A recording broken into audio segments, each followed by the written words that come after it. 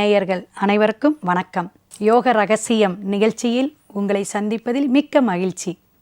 ஓம் பூச்சியாய ராகவேந்திராய சத்திய தர்ம ரதாயச பஜதாம் கல்ப விருஷாய நமதாம் காமதேனுவே. ஸ்ரீ ராகவேந்தருடைய பொற்பாதம் தொட்டு வணங்கி குரு வாழ்க குருவே துணை.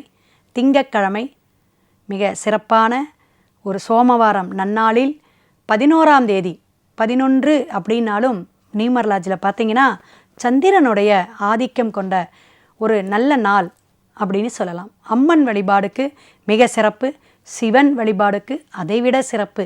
அப்பேற்பட்ட இந்த நாள் வைகாசி 28ஆம் தேதி பிறக்கக்கூடிய நவமி திதி. இந்த நவமி திதியிலையும் அஷ்டமி திதியிலையும் எதுவுமே சுபகாரியங்கள் தொடங்கக்கூடாது, செய்யக்கூடாது அப்படிங்கிற ஒரு ஐதீகம் உண்டு. ஃபாலோ பண்ணுறவங்க பண்ணிகிட்டே தான் இருக்காங்க. ஆனாலும் தேய்பிறை இந்த அக்னி நட்சத்திரமும் வரனால இதெல்லாம் புதிய முயற்சிகளுக்கு திட்டம் போட்டு ஒரு பிளான் பண்ணி வைங்க. ஆனால் ஒரு சுபகாரிய நிகழ்ச்சிகள் அப்படிங்கிறதுக்கு செய்ய வேண்டாம். அதுக்கெல்லாம் நாள், நட்சத்திரம், திதி எல்லாமே பார்க்கணும். இப்போ இந்த சித்த யோகம், மரண யோகம் இதெல்லாம் ஆஃப் டே இருக்கும், அரை நாள் இருக்கும். அதுக்கு அடுத்தது மரண யோகம் வரும்.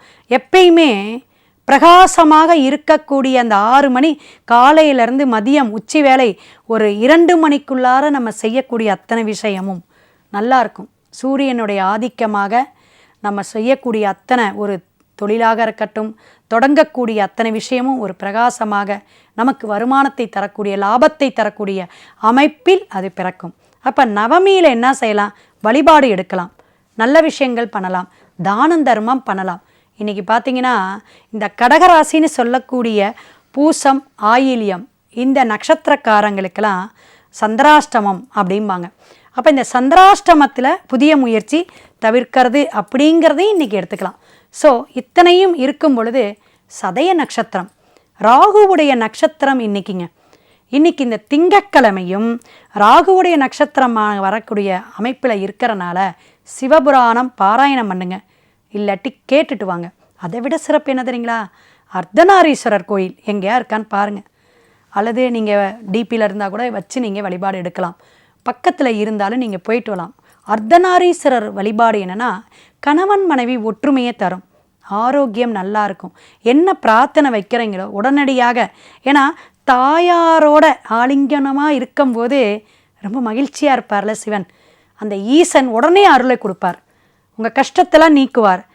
எந்த கடன் சுமைகள் இருந்தாலும் இன்று நீங்கள் வழிபாடு எடுக்கக்கூடிய இந்த அமைப்பு உங்களுடைய கடன்கிற பிரச்சனையை தீர்க்கக்கூடிய ஒரு அமைப்பில் இருக்கும்.